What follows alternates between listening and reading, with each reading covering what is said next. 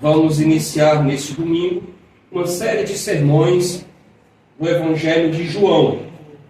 Nossa pretensão não é expor todo o livro, mas vamos começar e, se Deus assim nos permitir, nós vamos avançando até onde for possível.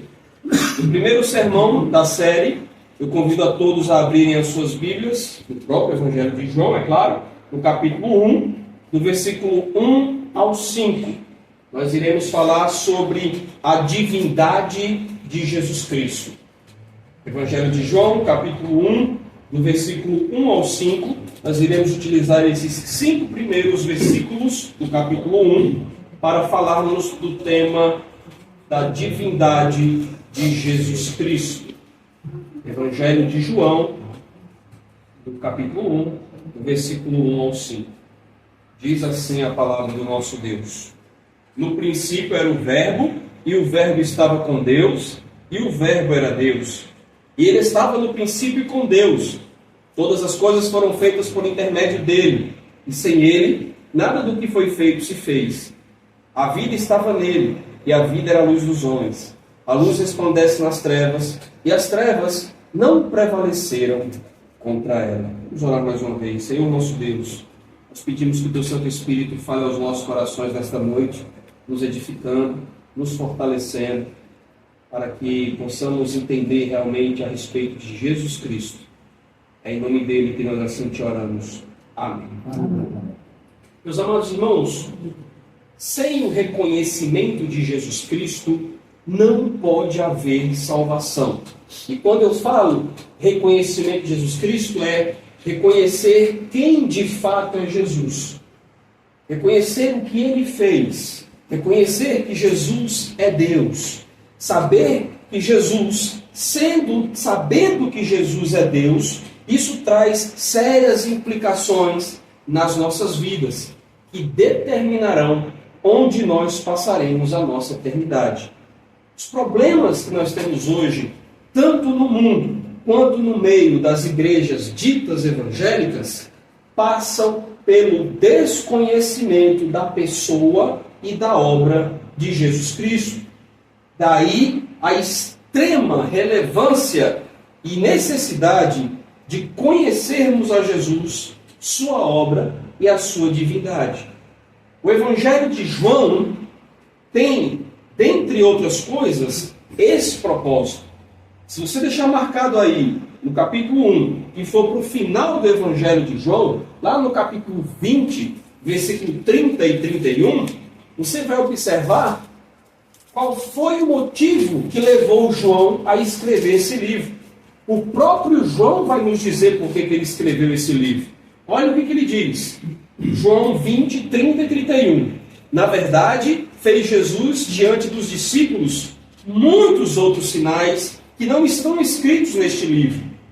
Estes, porém, foram registrados para que creiais que Jesus é o Cristo, o Filho de Deus, e para que, crendo, tenhais vida em seu nome.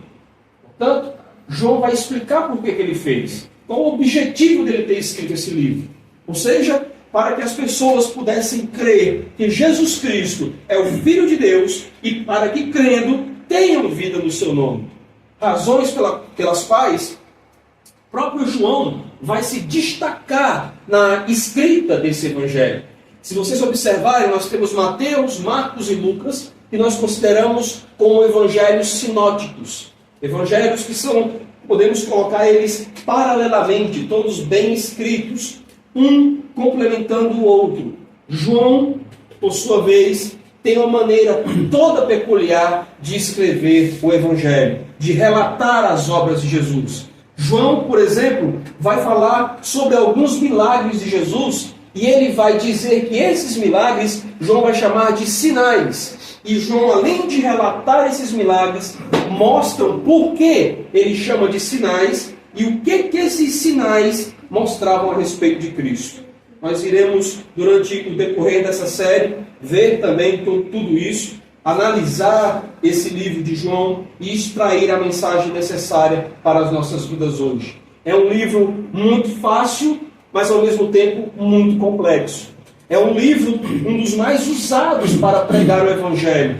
porque fala a respeito de Jesus Cristo. Mas, ao mesmo tempo, é um livro com todas as suas complexidades, mas que mostra a grandeza da divindade e da pessoa do nosso Senhor Jesus Cristo. Mas, como eu falei, o tema nesta noite é falar sobre a divindade de Jesus, como Jesus é Deus. E, para isso, nós destacamos 3 características nestes 5 versículos que nós lemos, que mostram que Jesus é o nosso divino Senhor. Primeira característica que nós destacamos nesse texto é que Jesus é o próprio Deus. Jesus é Deus. E isso fica claro no versículo 1. No princípio. Essa expressão, no princípio, mostra que Jesus é Deus pelo fato dele ser eterno. E preste atenção nessa expressão, eterno. Eterno significa aquele que sempre existiu. Não tem começo, não tem meio, nem tem fim. Para nós, seres humanos limitados, que fomos criados, na nossa limitação de nossa mente, a gente não consegue conceber algo que sempre tenha existido e nunca terá fim. Mas Deus assim o é. E João mostra que Deus, ou melhor, que Jesus é Deus pelo fato dele sempre ser eterno, sempre ter existido, nunca ter tido começo, não tem meio e jamais terá fim. E ele mostra isso na criação. Quando a palavra diz no princípio, reporta-se à criação, lá de Gênesis capítulo 1, onde nós temos em um princípio criou Deus os céus e a terra. Ou seja, antes de tudo ser criado, Jesus Cristo já existia, Jesus Cristo já era Deus, Jesus Cristo sempre existiu, é eterno e sempre será Deus. Mas não para por aí. João não fala só no princípio, ele vai dizer que no princípio era o Verbo, mostrando que esse Deus, Jesus, que existia desde o princípio, ele também se revela. E a expressão utilizada por João aqui é a expressão verbo, que no grego é a palavra logos. Essa palavra logos é a palavra que dá raiz a palavras que a gente utiliza até hoje. Nós usamos a palavra logotipo, a palavra logomarca. Esse radical logo vem exatamente dessa expressão logos, que significa palavra. Ou seja, quando a gente quer falar logotipo, é mostrando a escrita de uma determinada marca. Se eu falar aqui Coca-Cola, vocês sabem que Coca-Cola se escreve de uma forma bem característica. É diferente de qualquer pessoa vai escrever. Você tem um logotipo da Coca-Cola, você tem um logotipo da Pepsi. Quando eu falo em logomarca, logomarca é nada mais nada menos do que um símbolo que mostra ou que revela aquela marca. Por exemplo, o símbolozinho do WhatsApp. Todo mundo sabe o que é. Todos também conhecem o símbolo da Nike. Só pelo símbolo, só por aquela figurinha ali, você já sabe o que significa. Você já sabe o que é. Qualquer criança pode passar e ver, sem precisar ler, apenas olhando para aquela logomarca, para aquele símbolo ali, o que se representa. Ou seja, o nome representando a marca ou, graficamente, aquele símbolo representando a marca. Pois bem, trazendo essa analogia, esse significado que temos no logotipo logomarca, vamos então agora usar o radical, a palavra logos. O que significa? Essa palavra logos dá também a mesma ideia. Ou seja, assim como a palavra que nós falamos expressa o nosso pensamento, expressa a nossa ideia aos outros, Jesus foi enviado para revelar o pensamento de Deus ao mundo. Ou seja, Jesus era o Verbo, é a palavra revelada de Deus para os homens. Didaticamente falando, fazendo uma analogia grosseira, Jesus seria a marca, o logotipo ou a logomarca de Deus para o mundo. Você olha para Jesus e vê Deus. Você olha para Jesus e ali está a descrição do pensamento, da ideia, do amor, da ação de Deus. E é essa palavra que João vai utilizar para referir-se a Jesus como revelando-se. Então, Jesus é Deus pelo fato dele ser eterno. Antes da criação, ele já existia. E vem então o Verbo, mostrando quem de fato é Deus para os homens. Mas João não para por aí. João mostra que Jesus é Deus pelo fato dele ser Criador. Ainda no versículo 1. No versículo 2. Ele estava no princípio com Deus. E no versículo 1 ele vai dizer: o Verbo era Deus. João mostra claramente que essa palavra, isto que existia desde o início do mundo, era Deus. Jesus é o próprio Deus. Aqui nós temos simplesmente a Trindade, ou seja, Deus Pai, Deus Filho, Deus Espírito Santo, que existia desde o princípio. E Jesus, o Deus Filho, existindo desde o princípio, estando com Deus, sendo Deus e sendo Criador. Porque quando ele diz, no princípio era o Verbo, essa expressão verbo também dá a ideia de ação, fazer alguma coisa, agir. E como é que a gente tem ideia disso? Lá em Gênesis. A palavra também significa a ação de criar. Quando a gente reporta lá para Gênesis, como é que nós vemos a criação? Deus dizendo, haja luz. Olha a palavra, olha o verbo, faça-se luz. Ou quando Jesus diz, ou quando lá em Gênesis diz, façamos o homem. Mais uma vez nós temos um verbo, nós temos uma ação, nós temos uma palavra. Façamos o homem. E esse verbo está no plural lá em Gênesis. Façamos. Mais uma vez repito, ali estava o Deus Trino criando todas as coisas. Mas Salmos 33, versículo 6, o salmista também confirma isso quando ele diz o seguinte: os céus por sua palavra se fizeram, e pelo sopro de sua boca foi criado o exército deles. Percebe? A palavra, o verbo, a ação, mostra exatamente que este Deus, na pessoa de Jesus, além de ser eterno, também ele é criador. Mas ninguém melhor no Novo Testamento traduz, explica melhor esse texto, interpreta melhor esse texto do que o autor aos Hebreus. Em Hebreus capítulo 1, versículo 2 e 3, nós vemos o seguinte: nestes últimos dias nos falou pelo Filho, a quem constituiu o herdeiro de todas as coisas, pelo qual também fez o universo. Ele que é o resplendor da glória e a expressão exata do seu ser, sustentando todas as coisas pela palavra do seu poder. Vocês conseguem perceber isso? Vocês conseguem perceber que o autor aos Hebreus vai explicar tudo isso que eu expliquei aqui agora?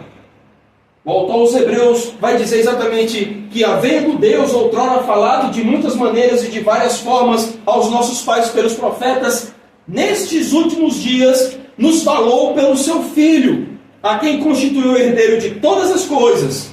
Ele que é o resplendor da glória. E preste atenção, ele é a expressão exata do ser de Deus. O verbo, a marca, a logomarca, o logotipo. E mais ainda, sustenta todas as coisas pela palavra do seu poder. Isso nos remete, irmãos, a entender que Jesus é Deus, não apenas pelo fato dele ser eterno, não somente pelo fato dele ser criador, mas que todas as coisas só existem por causa dele. Veja o versículo 3. Todas as coisas foram criadas por intermédio dele, e sem ele, nada do que foi feito se fez. Vocês têm noção da grandiosidade e divindade de Jesus retratada aqui? Sem Jesus, sem a permissão dele, sem a ordem dele, nada existiria. Nem eu, nem você, nem o planeta Terra, nem as galáxias, nem o cosmos, nem os anjos, nem os demônios. Sem ele, nada haveria. Ele estava presente. Eis a demonstração do seu poder e divindade na criação. Em suma, o próprio Cristo não foi criado. Ele que criou todas as coisas. Ele era eternamente. E todas as coisas foram feitas e criadas por vontade dele, por causa dele. É isso que o apóstolo João nos diz aqui no versículo 3. Então, a primeira característica da divindade de Cristo, nós vemos que Jesus é Deus, por ser eterno, por ser criador, e tudo só existir por causa dele. Segundo lugar, que mostra a divindade de Cristo, é que Jesus é vida. Veja no versículo 4. A vida estava nele, e a vida era a luz dos homens. Por criar tudo, ele também é o autor da vida, porque ele é a própria vida. Mas antes de explicar isso aqui, é importante que a gente entenda a diferença entre vida e existência. Porque o apóstolo João não está falando aqui vida física. Ele está se referindo aqui à vida espiritual. Vida aqui é no sentido espiritual. Então deixe-me dar um exemplo para mostrar a diferença entre vida e existência. Vocês já devem ter ouvido falar, talvez alguns de vocês tenham visto, ou olhado pela televisão, pelo YouTube, enfim, por alguns canais, uma pessoa no estado vegetativo. O que é uma pessoa no estado vegetativo? Não fala, não ouve, não reage, alimenta-se por sondas, não se move, está em completamente estado vegetativo. A pergunta é, a vida ou a existência ali?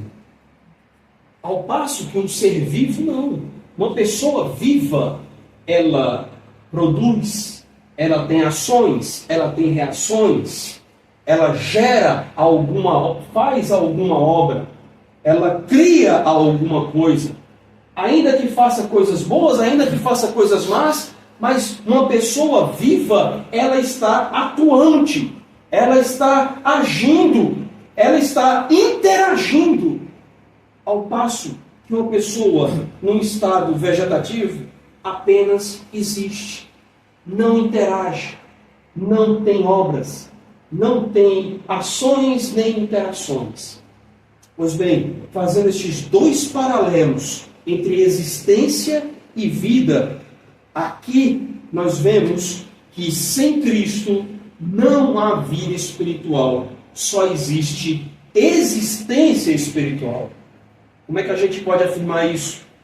Usando as palavras do do apóstolo Paulo, e que nós temos estudado às sextas-feiras aqui, em Efésios, no capítulo 2, versículo 1. Ele vos deu vida, estando vós mortos em vossos delitos e pecados. Ou seja, espiritualmente falando, sem Cristo, estavam todos existindo, mortos espiritualmente. Vida só há quando Jesus dá a vida.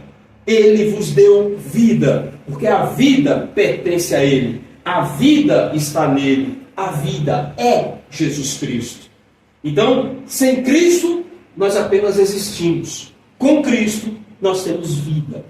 E é mais do que uma vida. É vida eterna.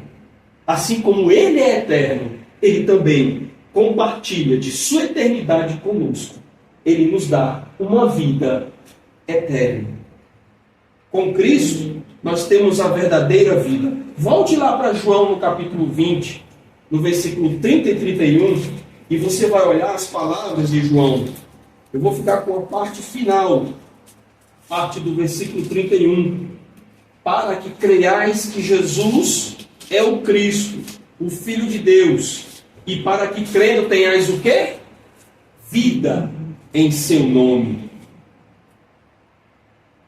E fazendo um paralelo com Efésios 2:5, nós vemos o apóstolo Paulo dizendo: e estando nós mortos em nossos delitos e pecados, nos deu vida juntamente com Cristo, pela graça sois salvos. Percebem? Sem Cristo existência. Com Cristo, vida.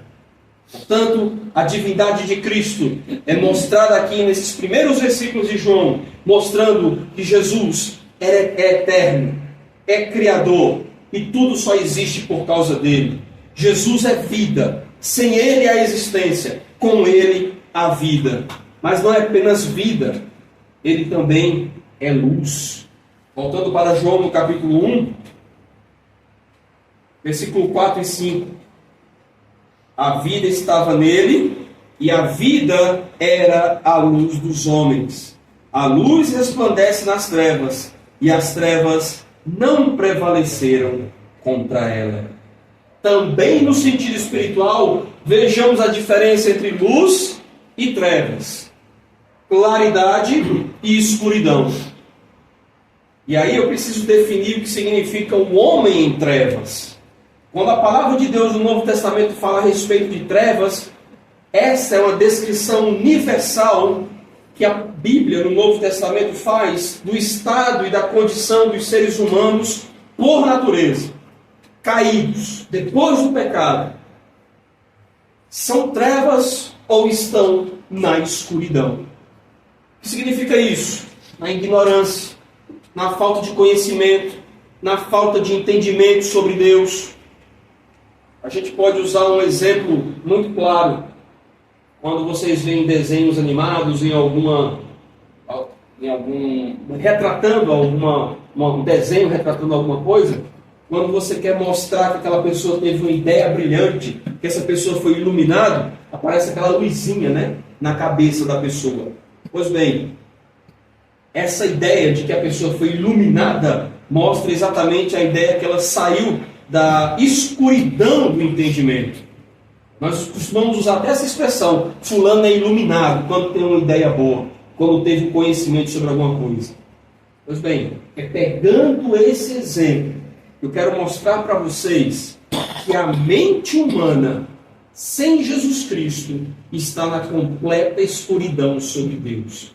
Nós vimos isso na sexta-feira passada, Efésios capítulo 4, versículo 17 a 19, quando Paulo diz: isso, portanto, digo, e no Senhor testifico, que não mais andeis como também andam os gentios, na vaidade dos seus próprios pensamentos, obscurecidos, cegos de entendimento, alheios à vida de Deus, pela ignorância indevida.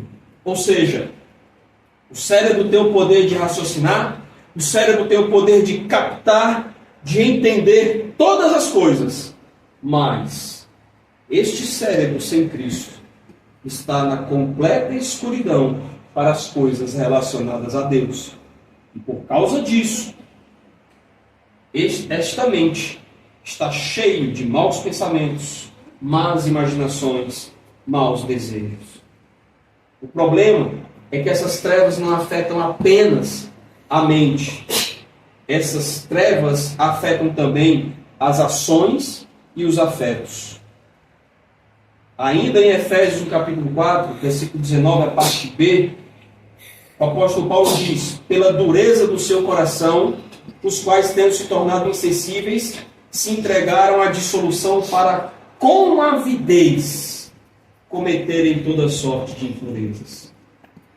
E no capítulo 2 de Efésios, nós vemos o apóstolo dizendo que entre os quais também nós andamos segundo as inclinações da nossa carne, fazendo a vontade da carne e dos pensamentos, e éramos por natureza filhos da ira. O que significa esses dois versículos? Mostra que essa escuridão atinge os nossos sentimentos, os nossos afetos.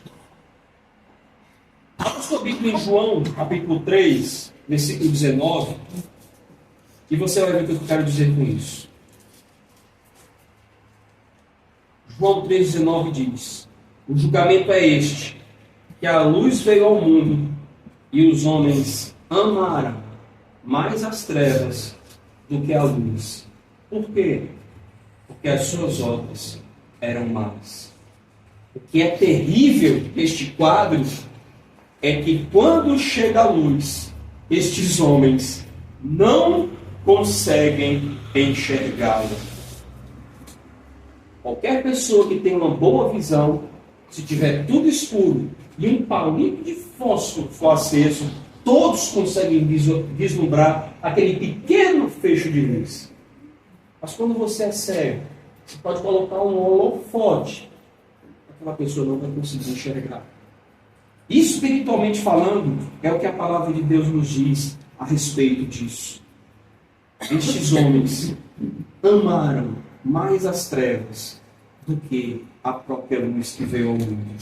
A gente consegue perceber como o mundo idolatra os seus artistas, os seus heróis, os grandes homens, os estadistas, os filósofos, os reis, os príncipes. Mas quando vem o Senhor e Criador do mundo, este mundo não recebe, não aceita, e isso se deve inteiramente ao fato de que o mundo está em trevas. Mas qual é a única solução para esse mundo? O versículo 4 e 5 de João 1 vai dizer: é Jesus. É necessária a luz do céu para iluminar toda a nossa escuridão, para nos dar entendimento, conhecimento, mudança de comportamento, mudança de afeto. Isso só vem de Jesus. O apóstolo Paulo diz isso claramente lá em 2 Coríntios capítulo 4, versículo 6, quando ele diz: porque Deus disse, das trevas resplandecerá a luz. Ele mesmo resplandeceu em nosso coração para a iluminação do conhecimento da glória de Deus na face de Cristo. Você quer entender a glória de Deus?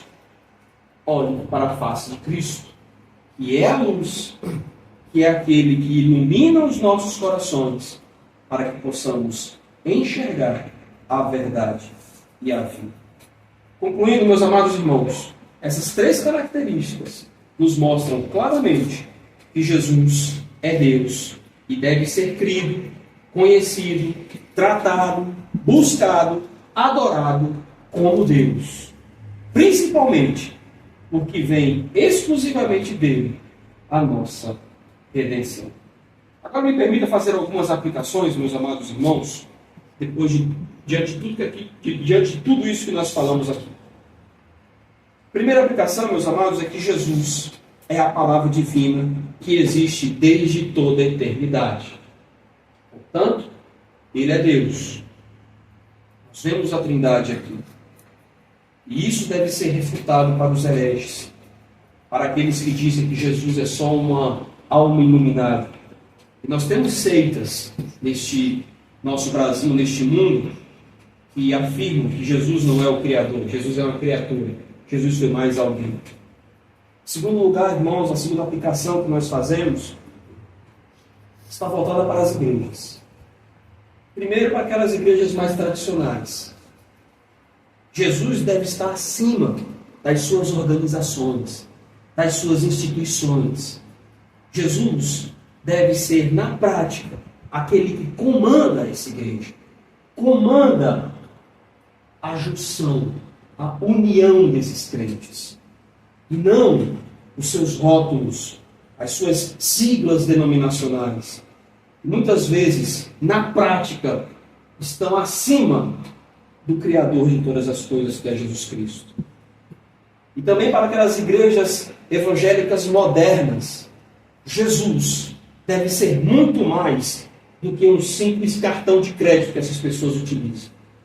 Algo ou alguém que pode lhe dar todos os bens, todas as riquezas, tudo aquilo que ele precisa para satisfazer suas ambições, seus desejos carnais. Eles utilizam Jesus para isso.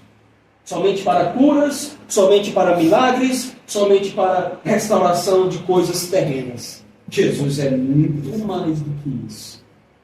Ele é Deus. Não estou dizendo que ele não pode fazer isso. É claro, ele é Deus, ele pode fazer todas as coisas. Mas o objetivo dele vir ao mundo não foi para isso. Para mostrar Deus, foi para nos redimir, foi para nos salvar. Jesus está acima de todas essas coisas. Essas igrejas, essas pessoas, muitas delas só se falam igreja. Igreja A, igreja B, igreja C, igreja, vou à igreja, quero a igreja, tenho que ir à igreja. Há muitos anos eu estava conversando com um amigo, trabalhávamos juntos na mocidade, realizamos muitos trabalhos juntos, e ele simplesmente se apartou da palavra de Deus.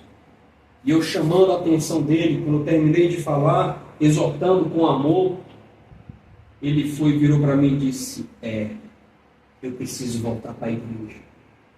Eu falei: não, você precisa voltar para Cristo. As pessoas estão de olho só na igreja e esquecem do Senhor da igreja. E por fim, meus amados irmãos, o Verbo que criou todas as coisas, criou este mundo, o mundo é dele. Logo, os seres humanos devem parar de se orgulhar quando fazem alguma descoberta.